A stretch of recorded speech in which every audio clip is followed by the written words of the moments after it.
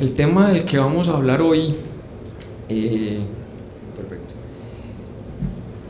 es un tema que a mí me apasiona desde mi primer año como médico. Era el año de 1998 y yo empecé como médico de planta en la unidad de cuidado intensivo de la Clínica Cardiovascular Santa María en Medellín. Y uno de los primeros RCM a los que asistí en la clínica tenía un título altamente sugestivo. Se llamaba trasplante cardíaco percutáneo. Obviamente yo tenía que ir a ver qué era eso, trasplante cardíaco percutáneo.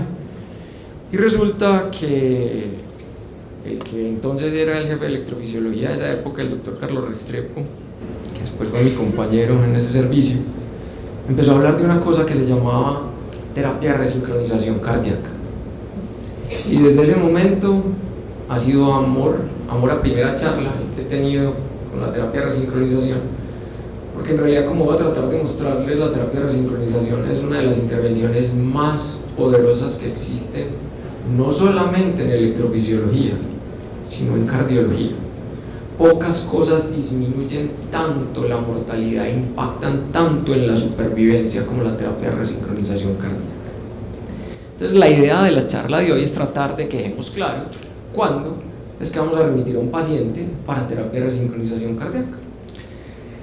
Al contrario de todas las otras cosas de las que hablamos, la terapia de resincronización cardíaca es una estrategia terapéutica que no se utiliza para manejar una arritmia. Es probablemente la única de las cosas que hacemos los electrofisiólogos que no tiene una relación directa con la arritmia. A pesar de que se utilizan dispositivos de estimulación, no vamos a controlar una arritmia, sino que lo que vamos a manejar es la falla cardíaca, la disfunción ventricular. Entonces empecemos definiendo falla. Falla cardíaca es la inhabilidad del corazón para mantener un gasto cardíaco adecuado que sea capaz de satisfacer las demandas metabólicas del organismo. Y desde el punto de vista clínico se va a caracterizar por la presencia de síntomas y signos secundarios a una función ventricular anormal. Y en terapia de resincronización nos va a importar específicamente la disfunción ventricular, es decir, vamos a hablar de falla cardíaca con fracción de eyección disminuida, en la gran mayoría de los casos, como vamos a ver ahora. Para ninguno de ustedes es extraño que la falla cardíaca es una pandemia de suprema importancia a nivel mundial. Si nos vamos solamente a los Estados Unidos de Norteamérica, estaba calculado para el año 2012 que habían alrededor de 5.7 millones de norteamericanos con falla y que para el año 2020 iban a ser más de 8 millones de personas con falla cardíaca. Da cuenta de 500.000 nuevos casos diagnosticados, es decir, tenemos una incidencia de 500.000 casos por año en los Estados Unidos solamente. Prácticamente una ciudad como Manizales podría ser solo pacientes de falla en los Estados Unidos. Da cuenta de 15 millones de consultas ambulatorias al año, 6.5 millones de días de hospitalización, 900.000 hospitalizaciones en unidades de cuidado coronario y 300 a 350.000 muertos anuales por relación directa con la falla cardíaca. Va a ser importante entonces lo que vayamos a hacer, por supuesto, sobre todo porque como muchas enfermedades cardiovasculares ataca a poblaciones muy enfermas, poblaciones muy susceptibles. Los pacientes con falla generalmente son pacientes ancianos. Vamos a ver, el 10% de los mayores de 65 años sufren falla cardíaca y el 80% de los hospitalizados por falla cardíaca tienen más de 65 años. Entonces, es una población altamente susceptible, altamente enferma. ¿Y es costoso el manejo de la falla cardíaca? Supremamente costoso. Solamente en los Estados Unidos, como costos directos e indirectos del manejo de la falla cardíaca, se gastan 40 billones de dólares al año. No 40 millones de dólares, 40 billones. Y solamente en manejo de medicamentos son 500.000 millones. Es decir, eso desangra cualquier sistema de salud, incluso en los países del primer mundo. Por eso las intervenciones en falla cardíaca tienen que ser muy efectivas, pero también muy costo efectivas. Como les decía ahorita, la terapia de resincronización cardíaca la vamos a aplicar a aquellos pacientes con falla cardíaca que tienen disfunción ventricular. Y desde hace mucho tiempo, en todas las charlas de resincronización, siempre he utilizado este símil con este burrito, que probablemente lo han visto en muchas charlas de falla, en la cual lo que tratamos de expresar es eso. El corazón en falla es un corazón que no tiene la capacidad para cumplir con el trabajo que tiene que llevar a cabo. Y la falla cardíaca tiene una mortalidad importante, tiene una mortalidad supremamente importante, supremamente alta. Y como vamos a ver, dependiendo de la clase funcional, la mortalidad por falla cardíaca no solamente es grande, sino que va a variar un poquito. La charla que sigue, el doctor William Bautista les va a hablar probablemente más de estos dos grupos de pacientes, de los pacientes con falla cardíaca estadio 1 y 2, que mueren más por muerte súbita, pero a medida que progresa la disfunción ventricular, a medida que progresa la falla cardíaca, la gente empieza a morirse más de disfunción ventricular progresiva, de falla de bomba. Entonces ahí es donde la terapia de resincronización va a tener más importancia, a pesar de que, ya sabemos, la terapia de resincronización también disminuye el riesgo de morir súbitamente. ¿Y a través de qué mecanismo va a disminuir la mortalidad? ¿A través de qué mecanismo va a mejorar la falla cardíaca, la terapia de resincronización? A través de corregir, como su nombre lo dice, la disincronía que se presenta en los pacientes con falla cardíaca. Y en los pacientes con falla cardíaca básicamente hay tres tipos de disincronía. La primera, una disincronía auriculoventricular. Por eso, como vamos a ver ahora, los trastornos de la conducción auriculoventricular hacen más susceptible que un paciente responda a la terapia de resincronización cardíaca. Segundo, la disincronía interventricular, se pierde la interdependencia ventricular. Y por último, la disincronía ya intraventricular, en el mismo ventrículo, en algunos segmentos va a haber disincronía. Este es un video que ya todos aquellos que conocemos de falla pues hemos visto muchas veces, en el cual lo que vemos es cómo se presenta la dilatación del corazón, la falla cardíaca, la pérdida de la geometría normal, pero esa alteración se asocia a manifestaciones eléctricas, a trastornos de la conducción intraventricular, a bloqueos de rama.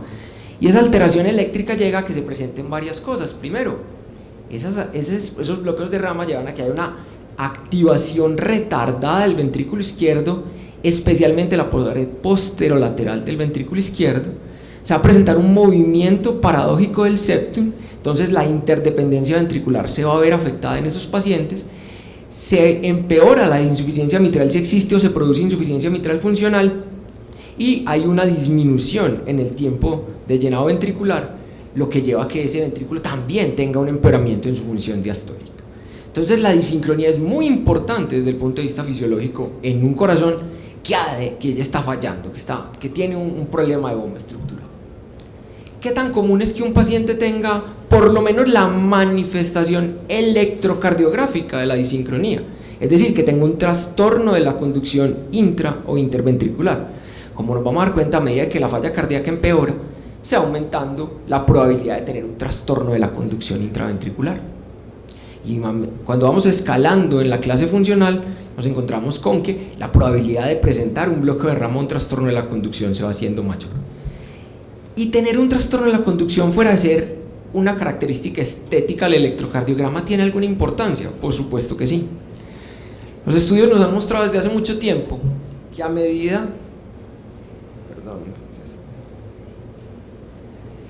que se va aumentando la duración del intervalo QRS, también se incrementa la probabilidad de morir.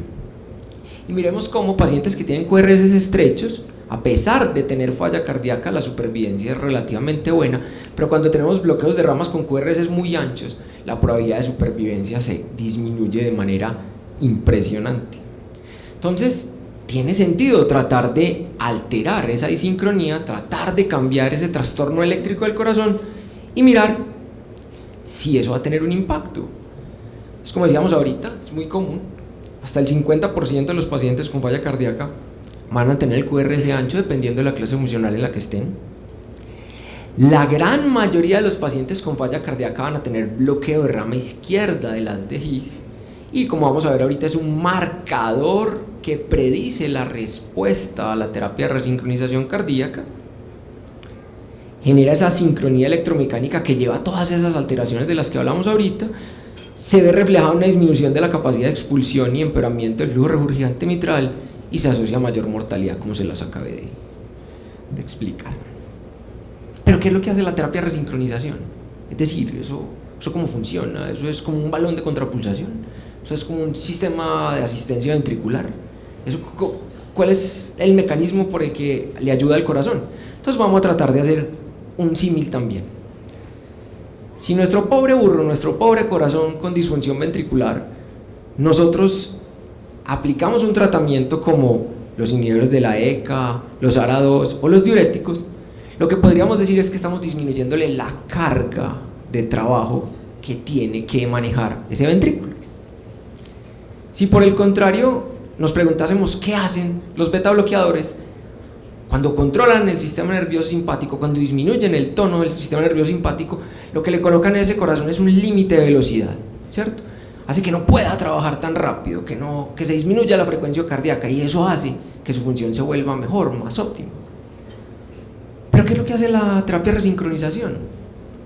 Mucha gente cree que la terapia de resincronización es como si fuera un balón y va a hacer que el corazón se contraiga con más fuerza. No, en realidad no es un inotrópico directo positivo.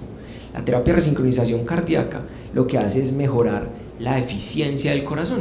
Y si nos vamos al símil del burrito, entonces es como si le colocáramos unos patines. Ese corazón va a trabajar más fácil, va a ser más eficiente, y eso se va a ver reflejado en un montón de cosas. Entonces, teniendo ya una idea fácil de entender de cómo funciona la terapia de resincronización, la siguiente pregunta es: ¿qué es la terapia de resincronización? Porque a veces tenemos conceptos que no son reales, ¿cierto? Para alguien esto puede ser el Bluetooth, y resulta que no. Tenemos que tener claro qué es la terapia que estamos aplicando. Entonces, la terapia de resincronización simplemente nos habla de un sistema de estimulación cardíaca que básicamente se caracteriza porque hay una estimulación biventricular. Esa es la característica principal de la resincronización. Es decir, yo voy a estimular los dos ventrículos. ¿Para qué? Para hacer que su contracción sea sincrónica. Voy a alterar la disincronía que vimos que la falla cardíaca proporciona en esos pacientes. La gran mayoría de los pacientes necesitarán también manejar la disincronía auriculoventricular. Entonces hablaremos de sistemas de estimulación tricamerales o marcapasos tricamerales, pero habrán pacientes en los cuales la disincronía auriculoventricular no se pueda corregir, y entonces hablaremos de sistemas biventriculares. ¿Listo? Entonces, esta es la característica, es un sistema de estimulación cardíaca, es un marcapasos sofisticado. ¿Listo? ¿Y qué es lo que lo hace diferente del marcapaso convencional, que tiene un electrodo en la aurícula derecha y uno en el ventrículo derecho? Lo que lo hace diferente es este electrodo, el electrodo que va al ventrículo izquierdo. Y el electrodo del ventrículo izquierdo usualmente se coloca con una localización epicárdica, pero a través de vasos endocavitarios, a través del seno coronario. Entonces, a través del seno coronario nosotros vamos, navegamos, buscamos una rama del seno coronario y colocamos ahí el electrodo para que estimule el ventrículo izquierdo. ¿Se puede colocar epicárdico por cirugía? Por supuesto. Y más o menos se supone que el 5 a 10% de los pacientes no les podemos colocar el electrodo epicárdico por seno coronario, entonces le pediremos al cirujano cardiovascular que se lo coloque. O también podemos hacer estimulación endocavitaria del ventrículo izquierdo, y es un tipo de estimulación que ha demostrado que mejora la respuesta en pacientes no respondedores a las estrategias de resincronización usual. ¿Desde hace cuánto estamos molestando con la terapia de resincronización cardíaca? Desde hace muchos años. En el año de 1994, el doctor Cesó en Francia hizo la primera publicación de los resultados agudos de resincronización cardíaca, y desde eso se ha venido incrementando el peso de la evidencia que tenemos con respecto a esta terapia. ¿Y qué es lo que ella logra? Ella logra básicamente, al mejorar estas tres disincronías, la intraventricular, la auriculoventricular y la interventricular, corregir esos problemas que habíamos visto ahora. Entonces yo coloco mi sistema de resincronización, un electrodo en la aurícula en derecha, uno en el ventrículo derecho y uno en el ventrículo izquierdo, y la primera cosa que ocurre como manifestación eléctrica es que el QRS se va a cortar, ¿cierto? Se vuelve más estrecho. Y una de las cosas importantes que tenemos es que mientras más estrecho sea nuestro QRS después de la estimulación, más alta va a ser la probabilidad de respuesta a la terapia de resincronización. Pero no solamente va a tener un impacto eléctrico, no solamente va a cambiar el bloqueo de ramas, sino que va a tener un impacto mecánico. Entonces va a corregir ese movimiento paradójico que tenía el septum. Entonces la interdependencia ventricular va a mejorar, va a disminuir la regurgitación mitral, va a hacer que esa pared posterolateral que se estaba contrayendo tardíamente se contraiga en forma sincrónica con el resto de la cavidad ventricular, y eso entonces hace más eficiente a mi sistema. Y si vemos esta gráfica, es un poquito enredada, vamos a ver qué es lo que mejora en cada uno. Entonces, al mejorar la sincronía intraventricular, aumenta la fracción de eyección, aumenta el gasto cardíaco, la presión de pulso, disminuye el volumen de sístole del ventrículo izquierdo, es decir, tengo cambios hemodinámicos valorables desde el punto de vista ecocardiográfico y que son impactantes. Disminuye la insuficiencia mitral. Al mejorar la sincronía auriculoventricular, disminuye la presión de llenado del aurículo izquierdo, aumenta el llenado diastólico del ventrículo izquierdo. Entonces, por ley de Frank-Starling, mi ventrículo va a ser más eficiente. Disminuye el volumen de diástole, y al mejorar la sincronía interventricular, mejora también la función del ventrículo derecho. Entonces, la resincronización, podríamos decir que es un instrumento que es capaz de tomar una situación muy peluda y darle un mejor aspecto en realidad, ¿cierto? Vamos a mejorar la situación del paciente con falla. ¿Y qué logramos? ¿Cómo vamos a valorar ese impacto de la terapia de resincronización? Lo primero, van a ser medidas objetivas. Ustedes no me tienen que creer, lo van a poder medir. ¿Y lo van a medir cómo? Uno, con cambios estructurales que pueden ver con el ecocardiograma. Entonces el paciente tiene mejoría en la fracción de eyección, tiene disminución de los volúmenes de los ventrículos, es decir, hay un cambio físico que se puede cuantificar en esos corazones. Entonces no hay que hacer un acto de fe, eso se puede ver, se puede cuantificar, se puede medir. Pero no solamente es eso, es que los pacientes mejoran en su capacidad física, y eso también lo podemos medir comparando los test de caminata de 6 minutos antes de la resincronización y después. Y nuestros pacientes mejoran en su capacidad de realizar el ejercicio. Muy importante, les mejora la calidad de vida, y les mejora la calidad de vida de una forma dramática. Y lo podemos cuantificar también con cuestionarios específicamente diseñados para falla cardíaca, como el cuestionario de falla cardíaca en Minnesota, ¿cierto? Pero lo más importante es que la terapia de resincronización no solamente es una terapia cosmética, porque mejora el QRS, no solamente mejora variables ecocardiográficas, y no solamente impacta sobre la calidad de vida, sino que tiene impacto sobre desenlaces duros. Disminuye la probabilidad de hospitalización y, lo más importante, disminuye la mortalidad cardiovascular y la mortalidad total, y eso está plenamente demostrado, con magnitudes que solamente son superadas en falla cardíaca por el trasplante cardíaco. Entonces la terapia de resincronización es supremamente efectiva, y al saber esto, lo que yo esperaría que a todos ustedes les pasara es que hicieran esto. ¿Cómo? Deberíamos estar resincronizando más pacientes entonces, ¿cierto? Pero resulta, y es una posición adecuada, que a veces tenemos que ser un poquito más escépticos, ¿cierto? Es como la carita que en este momento todos aquellos uribistas están poniendo frente a la nueva reforma tributaria que planteó el ministro Carrasquilla, ¿cierto? Como, eso irá a ser sí tan bueno. Pero está bien, hagámonos la pregunta, ¿eso sí será tan bueno? Y resulta que, gracias a Dios, en falla cardíaca, el peso de la evidencia es abrumador. Estudios tenemos, muchísimos. Estudios bien hechos, bastantes. Experimentos clínicos aleatorizados controlados, muchísimos. Es decir, les podemos asegurar desde el punto de vista de la epidemiología, de la estadística, de que la terapia de resincronización es una terapia que funciona y que sirve. Entonces, ¿qué podemos hacer en estos 10 minutos que nos quedan de charla? Podríamos sentarme yo a mostrar las curvas de Kaplan-Meier, los diferentes análisis estadísticos, mostrarles cómo mejora la calidad de vida, sentarnos a hablar de la costo-efectividad, miremos los qualis, y probablemente al final de la charla ustedes estarían, y durante la charla del doctor Villegas estaba yo como así, no le entendí mucho, pero no, eso debe ser interesante. ¿Qué tal si mejor tratamos de resolver esas dudas poniendo los pies en la tierra, y que yo les dijera que hay algunas claves que, si ustedes recuerdan, probablemente tengan una adecuada remisión del paciente que necesita terapia de resincronización? Entonces hay unas cositas que yo necesito que se queden en la cabeza de ustedes, esas son las que quiero que aprendan.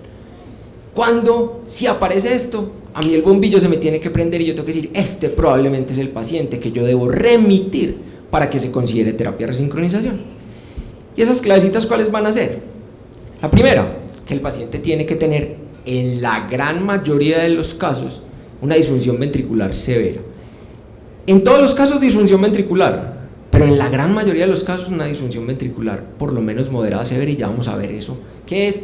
Pero el número mágico va a ser una fracción de eyección del ventrículo izquierdo menor al 35%.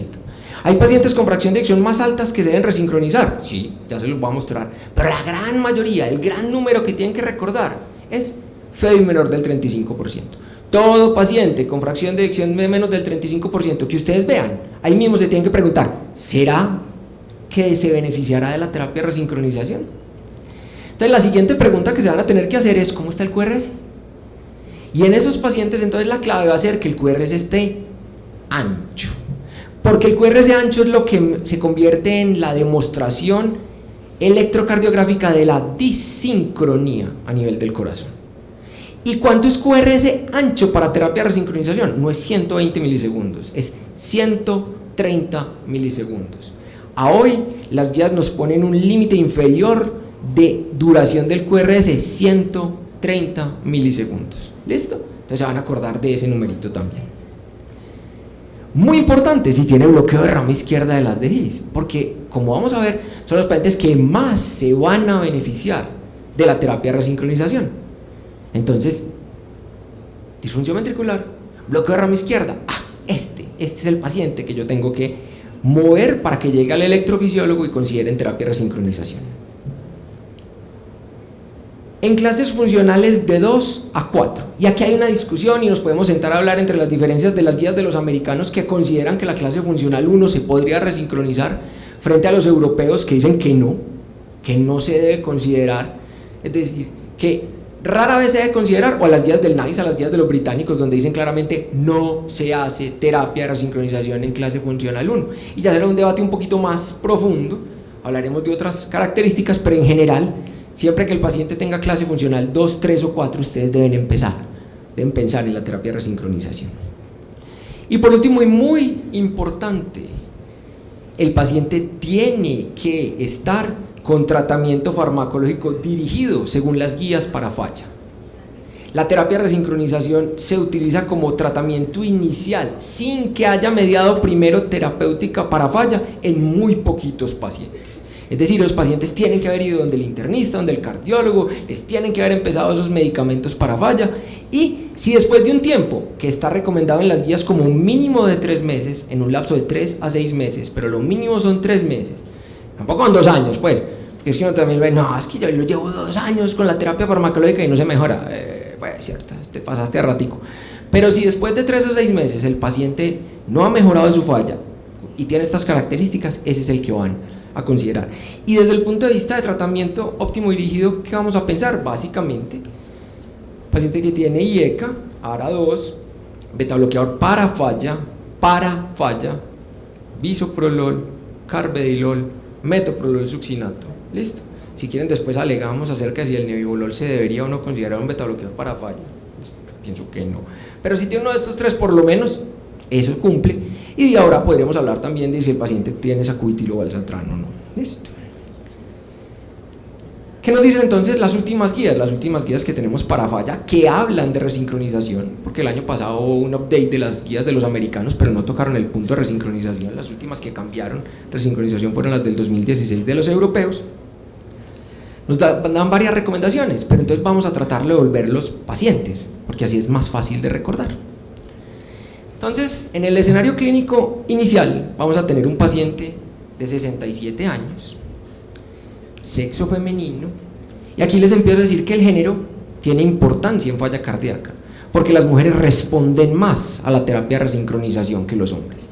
Entonces, si su paciente es mujer, piensen que se beneficia más todavía.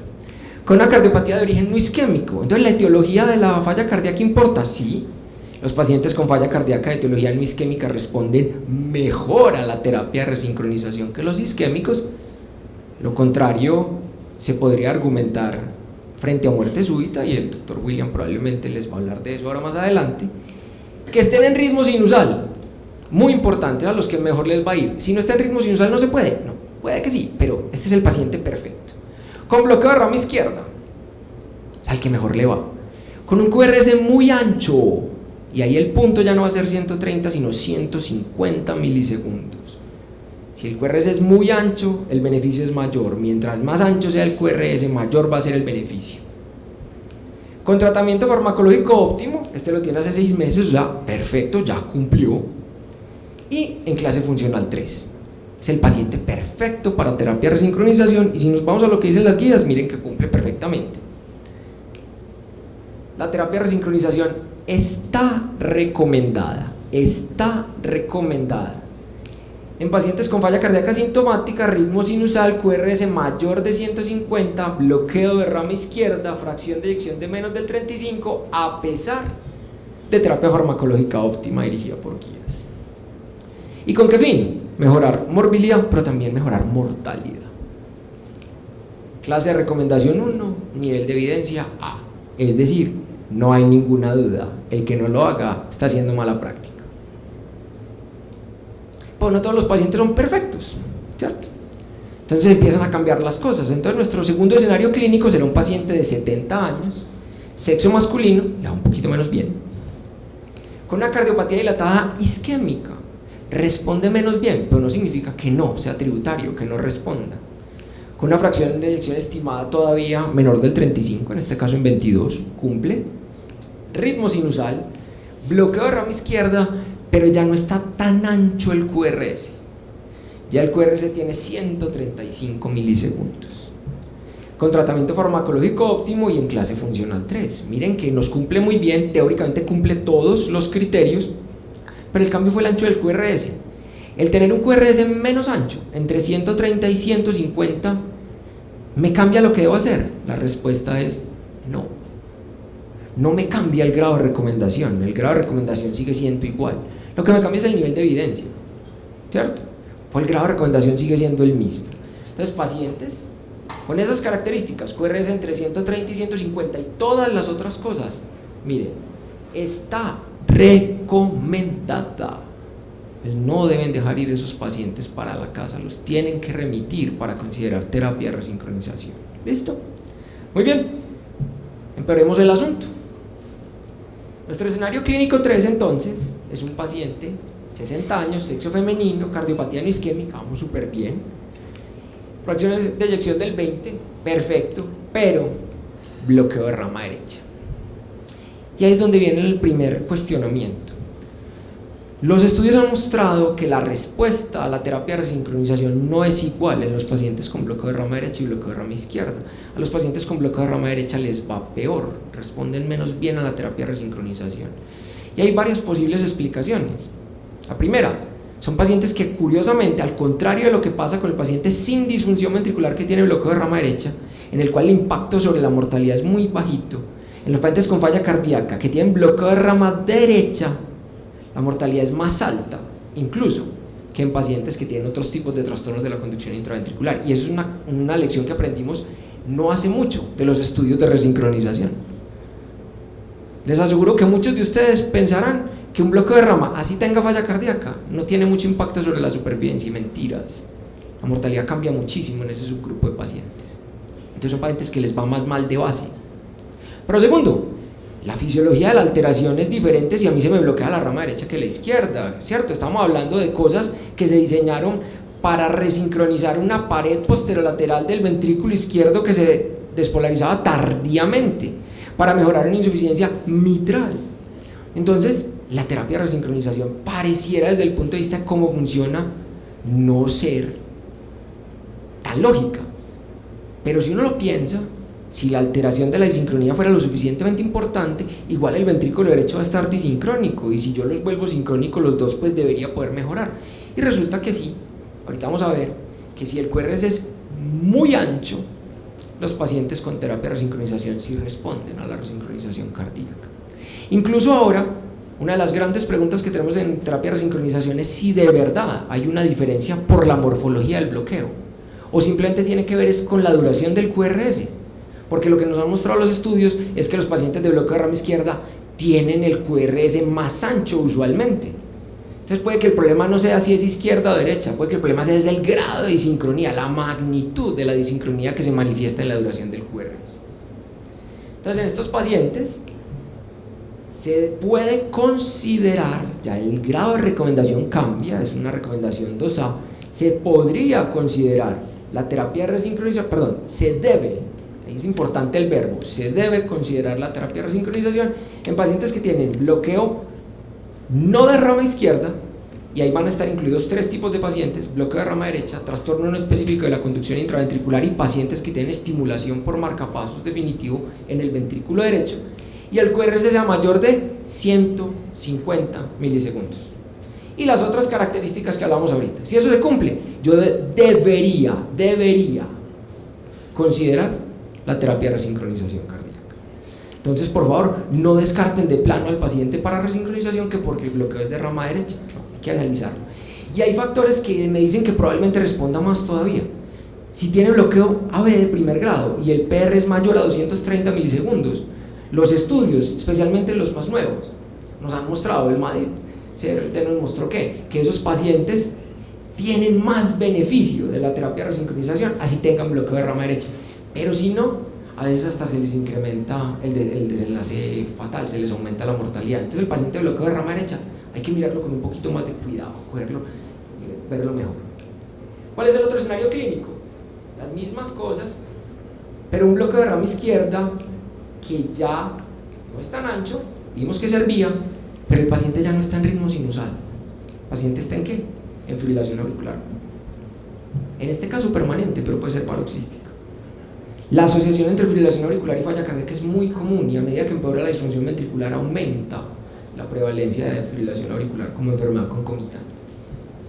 Y hay también dudas acerca de eso, y hay estudios que han mostrado que podría o no servir la terapia de resincronización, no tendría el mismo impacto, etc.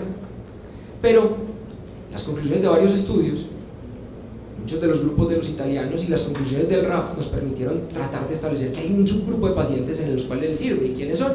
Aquellos pacientes que cumplen esas características que hablamos ahorita, ya un poquito más enfermos, clases funcionales 3 y 4, con un QRS que no necesariamente tiene que ser tan ancho, mayor de 130, el límite inferior, pero siempre y cuando yo garantice algo, y es que el porcentaje de estimulación biventricular que yo voy a administrar con la terapia de resincronización tiene que ser cercano al 100%. ¿Cómo así? Sí, es que a veces el problema de nosotros es que el aparato no resincroniza porque el ventrículo se activa espontáneamente, entonces se inhibe la función de marcapasos. Y lo que sabemos es que las terapias tienen, la terapia de resincronización tiene impacto cuando el porcentaje de estimulación biventricular es superior al 90%, pero especialmente cuando es superior al 98.4% del tiempo. Ahí cambia, hay un punto de inflexión en la curva. Entonces, cuando yo tengo porcentajes de estimulación biventricular cercanas al 100%, ahí se mejoran mucho los pacientes. Entonces la pregunta es, ¿eso cómo lo logro? Ustedes podrían decir, no, apunte droga, pongámosle full beta bloqueador, asociémosle digoxina y ya después nos metemos en todo el problema de si la digoxina aumenta la mortalidad o no en los pacientes con falla de fibrilación auricular, etc. Pero resulta que lo que más evidencia tiene es cuando nosotros les quemamos el nodo AB, les hacemos ablación del nodo AB, les inducimos de forma iatrogénica un bloqueo auriculoventricular completo. ¿Por qué? Porque ya siempre va a estar estimulado por el resincronizador. Yo garantizo 100% de estimulación biventricular. Entonces, en estos pacientes, fuera del resincronizador, debemos quemarles el nodo AB. Listo. Interesante acá, miren que empieza a cambiar, pero aquí hay un paciente que tiene un bloqueo AB completo de causa no reversible. Y el QRS no está ancho, 110 milisegundos. No me han dicho que para resincronizar yo tenía que tener un QRS ancho. Resulta que hay una excepción, y son estos pacientes. En los pacientes que necesitan estimulación ventricular por otra razón diferente a la falla cardíaca. No es por falla, es porque tiene un bloqueo. Y en el cual la probabilidad de estimulación ventricular va a ser muy alta, donde la evidencia es mejor es cuando sea cercana al 100, es decir, como en el caso anterior, bloqueo AB completo. La estimulación univentricular empeora la falla, porque yo un corazón que está disincrónico lo vuelvo más disincrónico todavía, porque es que él se tiene que despolarizar desde el ventrículo derecho primero y después la despolarización se hace de una forma antinatural, entonces yo empeoro la disincronía.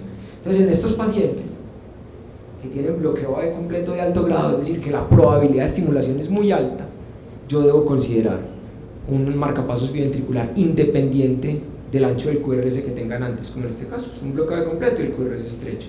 Y si tiene disfunción ventricular, definida como ¿qué? Para este contexto, como fracción de eyección de menos del 50%.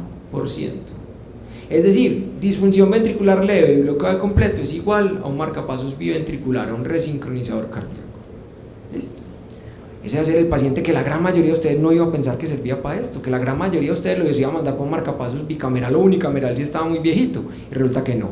Necesito un marcapasos biventricular, un resincronizador, porque si no se empeora la supervivencia en esos pacientes y aumenta la probabilidad de hospitalización por falla, etc. Muy bien.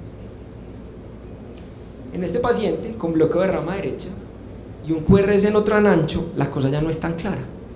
Y entonces miren que aquí es donde cambia el verbo. Y aquí el verbo ya no es debería considerarse, sino podría considerarse.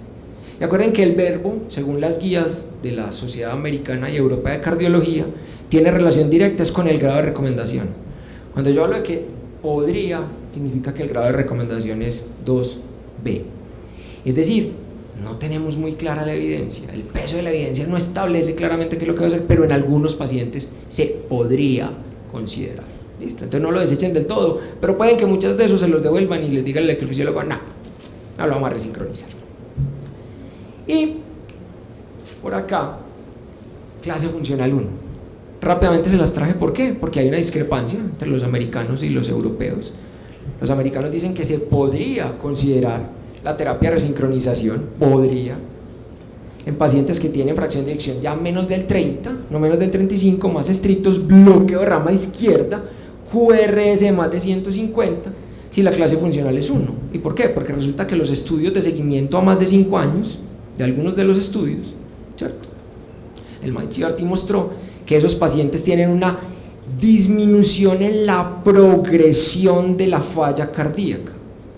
Yo no les voy a mejorar los síntomas, si están asintomáticos, están en clase funcional 1, pero resulta que yo enlentezco la historia natural de la falla cardíaca, enlentezco la progresión de la falla, entonces eso es importante. Los europeos dicen que no, que probablemente el costo de esta terapia para ese grado de beneficio todavía no tiene suficiente demostración, entonces por los americanos lo consideran. Y por último, muy importante, si el paciente tiene un QRS estrecho y no tiene necesidad de estimulación cardíaca por otra razón, la terapia de resincronización está contraindicada, no la deben usar, y no solamente porque no sirva, sino porque los estudios mostraron que incrementa la mortalidad. Es decir, yo estoy haciendo iatrogenia cuando resincronizo un paciente con el QRS estrecho. Si no tiene bloqueo AV, si no necesita estimulación, si quieren ser super laxos, pues como son los americanos, digan, si no calculo que la necesidad de estimulación ventricular es superior al 40%, no se puede resincronizar. Es mala medicina resincronizar a un paciente con un QRS estrecho que no tiene necesidad de estimulación por otra causa. Para resumir entonces, ¿a quiénes es a los que más van a pensar? Porque son a los que más les sirve, a los que tengan el QRS más ancho, sobre todo si el bloqueo de rama es izquierdo. Sirve más en las mujeres y sobre todo en cardiopatía no isquémica. Sirve menos, pero no significa que no los consideren a los hombres con cardiopatía isquémica. Y definitivamente se vuelve menos buena la respuesta en pacientes con bloqueo de rama no izquierda y no lo pueden utilizar en pacientes que tengan el QRS estrecho. Como a veces las cosas, como las veamos, depende de la forma en que nos las presenten. Yo espero que esta presentación haya servido para que consideren que la terapia de resincronización cardíaca es una bella terapia y que deberíamos considerarla en nuestros pacientes con falla cardíaca. Muchas gracias.